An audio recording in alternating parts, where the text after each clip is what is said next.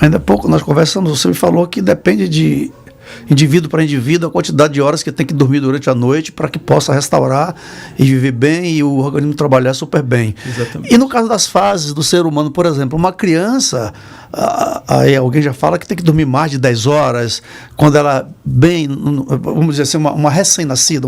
Sim, né? sim, você tem ciclos enormes. Esses ciclos aí da vida, dessa faixa etária das pessoas que a gente vai passar, qual é a quantidade de horas que tem que dormir em cada fase e por quê, Anderson? O sono, aí, vamos pensar a condição primeira do sono, né? Para que ele existe? Né? Por que existe? Uma pergunta filosófica, né? Por que existe o sono ao invés do nada, digamos que assim, né? Então, se ele existe, ele ocupa um terço, em média, das nossas vidas, que ele tem um caráter de o quê? Reconstrução de tecido. No nosso organismo, a gente tem o movimento do anabolismo, que é a produção de tecido, e o catabolismo, né? Que é justamente a desfazer tecidos, retirar a célula morta, organelas celulares que não cumprem aquela função. Para fazer isso, eu tenho que, aquela ideia, botar esse organismo em reparo.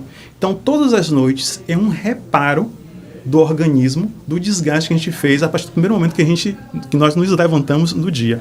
No recém-nascido, dorme mais, obviamente, porque está ainda se preparando esse corpo precisa crescer, né, a vascularizar esse organismo como um todo, aumentar, ou seja, está em fase de crescimento. Então, em fases que se tem idosa, você tem aquela reposição de tecido, reconstrução, várias coisas que tem. Então, fases diferentes de vida exigem níveis de reparo diferentes. Então, dependendo do grau de atenção que a pessoa está tendo, níveis de estresse, níveis de exigência de trabalho, adaptabilidade para uma outra função, pessoas que mudam de estado, assumem outro cargo de função, ou seja, há uma exigência cognitiva nesse novo trabalho que a anterior não tinha. Então, justamente, eu preciso de mais horas de sono para consolidar a memória e atenção, para poder criar todo aquele cenário, para eu ter a plenitude, chamado vigor cognitivo, no dia que se segue. Então, quando a gente entende que essa é a função primeira do sono, ou aquela ideia, poxa, quando eu estou de férias, meu sono muda. Claro, porque você saiu um pouco daquele ambiente, né, que se tem. Então, se há uma exigência, você lida muito com carro, né? Então, ou seja, vamos fazer uma viagem daqui para, sei lá, Porto Seguro de carro. Vamos fazer revisão do carro. Então, o pneu não pode ser o mesmo, tem que fazer todo o desgaste que tem ali. Então, mediante a quilometragem que esse carro vai percorrer, a gente vai calibrar ali o quanto de gasolina ele vai utilizar, né? O quanto de tanque de gasolina ele vai utilizar. É o equivalente, uma analogia ao som. Ô Anderson, em determinada idade, algumas pessoas, por exemplo, a mulher, por exemplo, quando ela entra naquele processo de menopausa, né? Independente da idade dela, cada uma tem o seu ciclo aí, tá? E o homem, talvez, na andropausa, enfim. Qual desses indivíduos, feminino ou masculino, é mais acometido pela insônia nesse período desse momento da vida? Já na mulher, ou seja, a menopausa, numa fase anterior, que é a perimenopausa, já existem mudanças hormonais que já se caracteriza a insônia como uma característica da menopausa. É uma característica. Então, se tem uma característica, é um dado de informação que precisa ser tratado com a forma devida. Então, o tratamento da insônia, inclusive a insônia em si, ela tem um CID, o CID é G47, então ela é uma doença. Então, o CID é a classificação internacional das doenças. Das doenças. Então, se está classificado e tem um CID, é porque tem um tratamento específico. Então, não necessariamente é um tratamento medicamentoso, que em alguns momentos pode ser, mas o que eu venho sempre trazendo é que existe o padrão ouro internacional, o que é o consenso internacional de tratamento, que é, ao indivíduo apresentar queixas de sono, é fazer o tratamento não farmacológico, terapia cognitivo-comportamental específico para insônia. E as pessoas fazem normalmente o contrário, né? Procuram logo um tal de um comprimidinho, uma pílulazinha do sono, uma pílula mágica. E aí se faça sempre aquele dado de alerta que o tratamento cognitivo-comportamental específico para insônia não se resume tão somente à higiene do sono, que é aquelas coisas, às vezes, que é necessário, mas apague a luz, desliga o celular. Não, isso é um protocolo chamado higiene do sono. O que a gente está falando é algo muito mais além, que é fazer esse cérebro reconhecer pistas ambientais e se regular.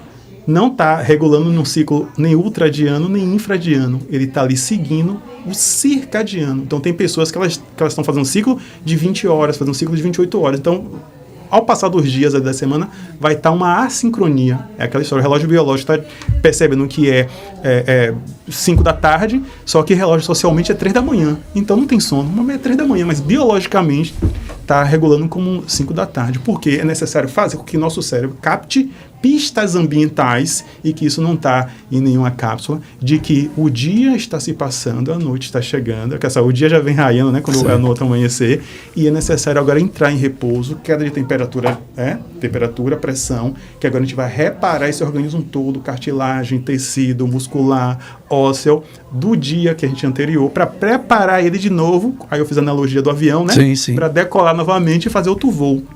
Eu sempre faço essa comparação com os pacientes, que é como um avião pausa, para ali, ele vai fazer aquela revisão, porque vai pegar de novo um outro voo. Então, o sono cumpre essa função. Então, negligenciar o sono é negligenciar o dia. Então, a atenção, o bem-estar, você fala muito em produtividade, né? Tudo pela produtividade. A produtividade do dia seguinte começa na noite anterior. Então, quem lida com o público, o sono é um regulador do humor. Ele está ligado, eu falei a questão da beta-amiloide, né, com aquela relação ao Alzheimer, mas ele está ligado à ideia com regulação de humor. O que a gente tem mais é uma crise grave de pessoas super mal-humoradas, muitas vezes, que estouram por qualquer coisa. Então, a pessoa já está ali na saturação, né? Então, assim, o sono, não existe, aquela ideia, não existe saúde sem sono, né? Sim. Da mesma forma que não existe verão sem sol, não existe saúde sem sono. Então, basicamente, esses pontos. Esse ponto que a gente está colocando aqui é muito legal, Anderson, até para que as pessoas que estejam aqui nos vendo, nos ouvindo, nos assistindo, né, possam entender que o primeiro sinal de insônia, que não procure um médico para passar um remédio, que não procure um psiquiatra, que procure um psicólogo, um especialista do sono, para que o primeiro tratamento não seja farmacológico, ou seja, vai desencadear novos problemas. Exatamente. E não pode inverter esses papéis. Primeiro, alguém que entenda da psicologia do sono para ver o que foi que aconteceu, até porque a insônia, eu acredito que ele é o sintoma de alguma coisa, né? Como você falou, de uma preocupação, de um estresse, de uma viagem que você vai fazer, de um problema financeiro, econômico que as pessoas passam de vez em quando, com uma preocupação com alguém. Isso, na verdade, vai desencadear uma insônia.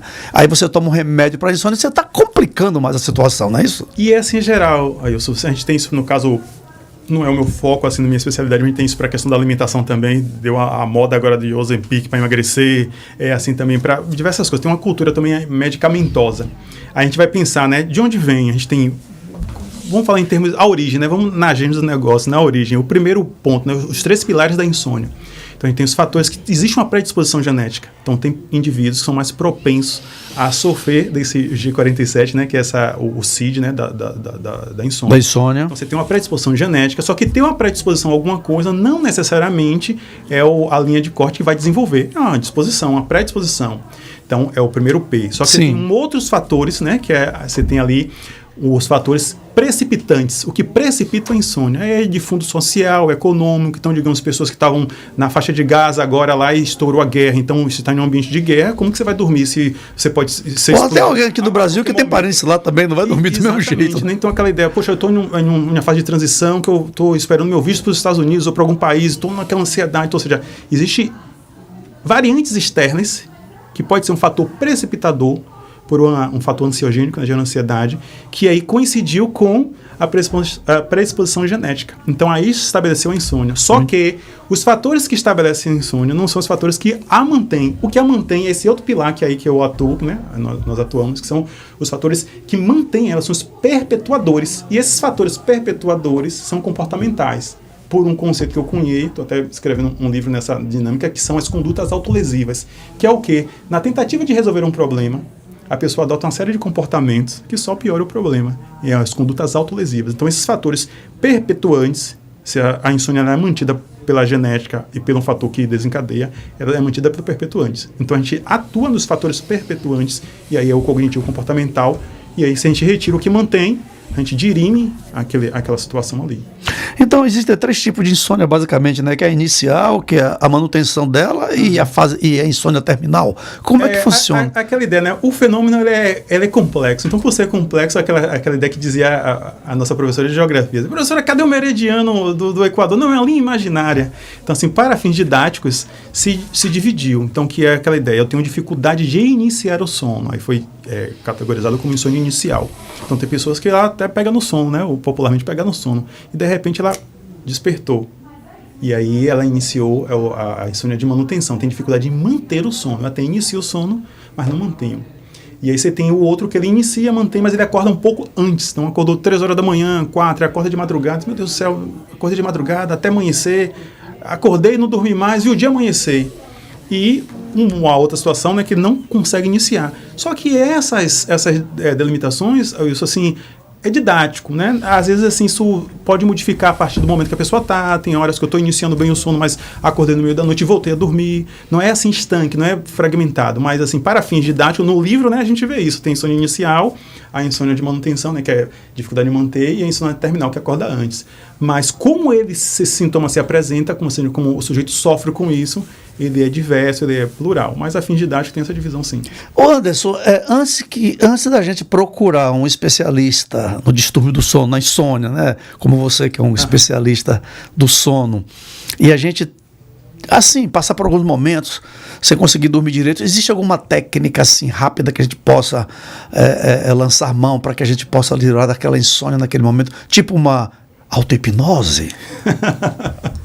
Ou seja, existem muitas coisas que têm efeitos terapêuticos, embora não sejam terapias em si, né? E aí eu até faço um adendo que a terapia está aqui como sinônimo de tratamento. Porque assim, o termo terapia popularizou muito e perdeu a sua essência, a sua semântica, né? Seu significado, né? Então tudo é terapia. Ah, vou jogar bola, é a minha terapia. Ah, ouvir minha música é minha terapia. Não, aqui é terapia no sentido de tratamento, né? Quando a gente tem quimioterapia, tratamento químico, né? Mas então, várias coisas que têm efeitos terapêuticos, mas não são terapia em si. Então, o que eu costumo dizer? De que buscar ter um equilíbrio pleno, ou seja, a ideia de que esse desequilíbrio que vem uma soma de uma série de desajustes que se tem, desde irregularidade na alimentação, então as pessoas às vezes comem de forma irregular. No nosso intestino tem o chamado sistema nervoso entérico, que ele guarda a relação com o nosso ciclo. O ciclo circadiano, ele não é só cerebral, o nosso intestino ele tem correlação por meio de nervo vago a sinalizar por uma simples pergunta, entre aspas, que o nosso organismo faz. Se tem alimento no aparelho digestivo, é dia, se não tem, é noite. Ou seja, a caça já acabou. Ah, mas eu não saí para caçar, mas assim, o nosso histórico, né? E a gente vai falar de etologia, não é eco, é etologia, que é o estudo da espécie humana, e entende o seguinte: se tem alimento é porque ainda é dia. Então as pessoas jantam à noite. Então, regularidade na alimentação. Temperatura, então, ou seja, o que é que se entende? Se está com temperatura alta, calor, né? É porque é dia, tem sol. Então a ideia da temperatura alta está vinculada a dia. Se é dia, não dorme. Então, se eu estou pensando, você está pensando, você está planejando. Você está planejando, o nosso cérebro não faz o discernimento muito ali o que é ideia imaginada e o que é fato vivido. Então, se você está planejando, você está vivendo. Você está vivendo, não precisa dormir. Se eu estou com muito medo, com tensão, o ambiente é ameaçador, a ameaça pode vir a qualquer momento. Então, se o ambiente é hostil e ameaçador, eu não posso dormir. Se eu dormir, eu estou vulnerável. Então, eu tenho que estar acordado para ver se eu vou fugir diante da ameaça ou se eu vou lutar diante da ameaça. Então, diversas são as situações. Aí entra o sistema nervoso simpático e parasimpático, né? Exatamente, o da tranquilidade e da defesa. Da defesa. É complexo isso. Por isso que tudo isso, tamanho é a complexidade, não pode estar resumido em um comprimido. Embora as soluções farmacológicas são úteis e extremamente válidas quando existe um diagnóstico. Após o diagnóstico. Tem um diagnóstico ali alicerçado, mas não como uma pílula mágica. Muito bem, Anderson, vamos lá. O meu sono, né, eu tenho 6 horas de sono, vamos dizer, eu estou fazendo uma hipótese eu tenho 6 horas de sono, me satisfaz, regenera tudo que eu tenho para regenerar, para reformar, para restaurar, tudo bem. Eu dormi 6 horas esta noite, amanhã eu vou fazer uma viagem, por exemplo, de ônibus ou de carro, que eu vou ficar ali tranquilo, no vai e vem da estrada, no balanço. Aquilo vai causar ali um sono, eu vou adormecer. Esse adormecer, eu vou passar horas dormindo no ônibus, por exemplo. Isso me atrapalha a noite seguinte, é prejudicial, revigora, uma coisa está ligada à outra. Como é que vai funcionar no meu corpo isso aí? É uma coisa pontual, né? Depende do organismo. Se a gente for botar em stricto senso, né? Não teria nenhuma relevância. Ou seja, eu estou passando por uma situação que, por exemplo, vamos dar um exemplo aqui. Precisei ficar em uma sala de reunião, uma reunião que se estendeu durante muito tempo. E aí acabei, naquele dia, nem almocei. não almocei, não deu tempo para almoçar. Aí isso vai se refletir na minha fome do dia seguinte? Talvez sim, talvez não. Tem pessoas que já vai ficar meio tonto, ou vai ficar com baixa de glicemia, eu não posso passar de almoçar. Ou seja, é um evento específico. Aquele sono ali, para uns, aquele balanço vai ser como se fosse um ninar, né? Vai ser assim, rapaz, outros vão ficar meio enjoado. Então, mas algo específico não se caracteriza insônia, né? Aquela ideia, passei por uma experiência, um Réveillon, todos a gente fica acordado até mais tarde, né? Aí no outro dia tira a diferença do sono e tal, mas não necessariamente aquele ponto ali é um fator desencadeador. Lembrando que a insônia ela tem que ter uma predisposição genética e uma exposição, uma agressão a bases neurais por um estado que a pessoa está vivendo. Ou seja, como que eu desenvolvo essa doença, esse G47? Eu estou em uma situação de estresse, estou sendo cobrado, minha sobrevivência está sendo arriscada por uma questão financeira ou de integridade física, altos níveis de cortisol na corrente sanguínea. O cortisol ele é infracognitivo, então me tira a capacidade de pensar, raciocinar. Ele é um antagonista da melatonina, que é a produção do sono, que não gera o sono, mas ele é o que se inicia. Eu aumento a tensão miocinética, que é o cortisol, então aumento o batimento cardíaco e pressão. Se eu aumento o batimento cardíaco, eu não baixo a temperatura. Então, ou seja, tem um efeito cascata que sinaliza de que você não pode dormir. Aí você entra numa hiperalerta.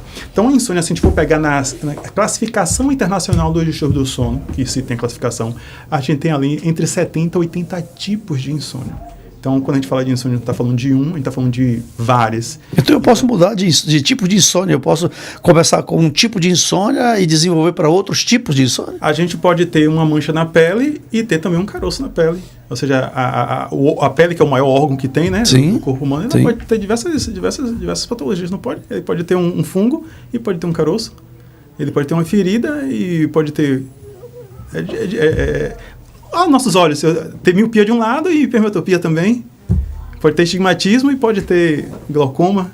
É o mesmo órgão que pode sofrer de diversas patologias. Então, assim, o assunto ele é complexo, ele exige a visão de várias áreas. Aí tem a neurologia, tem a psiquiatria e a neuropsicologia, especificamente do sono, que para poder se debruçar sobre isso, e que isso aí não vai ser tratado de forma superficial, como vem sendo, né, a toque de caixa, de que me diga um sintoma e eu lhe dou uma solução prática.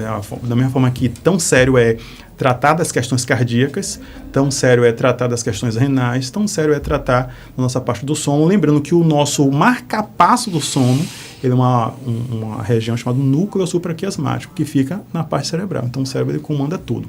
É um grupo ali, como eu comentei, 70 a 50 mil neurônios, então a quantidade mínima, que ele é o que regula através de uma substância chamada adenosina, que é próprio do nosso agir, do nosso movimento. Ela se acumula, né, vai sendo percebido ali, e cria, chama-se um impulso do sono. Então hoje você acordou, você veio para aqui, se movimentou, já está contando aí, como era antigamente, o taxímetro do sono do Ailson. Então o Ailson, por esse movimento que ele fez hoje aqui até agora, ele tem direito aí a 4 horas. Aí você vai ali, sobe mais uma escada, volta, ele lê uma coisa, ganhou mais um crédito, mais meia hora. Então vai se somando. Então um outro fator que tem é que as pessoas têm baixa movimentação e uma baixa produção de adenosina. O nosso movimento ele sai do ATP, né, adenosina trifosfato, para o difosfato. Então, é um marcador. Esse é o nosso núcleo supraquiasmático. Ele é o marcador ali que ele regula essa substância, que é a adenosina, que é a substância do sono. A cafeína entra nisso aí, complementando, que ela se semelha, ela mimetiza essa adenosina. Então, ela sinaliza ali para o nosso núcleo supraquiasmático que já tenha a adenosina suficiente. E não. Por isso que a cafeína é um neuroestimulador. Além da cafeína, quais são os outros alimentos, né, as outras substâncias que são prejudiciais ao sono, portanto desencadeia a insônia, para que as pessoas possam até conhecer mais e começar a limitar? Tem uma família chamada xantinas, as xantinas, onde a cafeína é dessa família. Então, o açúcar, por ser a questão da glicose, né, C6H12O6, é um energético. Então, observe, eu estou querendo entrar em um momento de repouso, onde eu vou passar para N1, N2, N3, sono REM. Eu estou querendo entrar em repouso e eu estou botando glicose no meu organismo, eu estou botando combustível. Um negócio que é para poder parar. Então, ou seja... a coisa não tá legal, não tá certo. E glicose não é só açúcar. Então, ou seja, eu comi um pão, então glicose. Ou seja, a glicose se apresenta de diversas formas. Então, assim, nicotina, estava conversando um pouco antes agora, nicotina, ele é um neuroestimulante. Então, a gente tem os neuroestimulantes, onde cafeína se inscreve como neuroestimulante, porque, observe, eu estou estimulando a parte cerebral, claro, né? Os neuroestimulantes químicos, como cafeína, nicotina, conservados de uma forma geral. A gente tem, digamos, uma parte de sal, que você vai trabalhar com aumento de pressão. Uma série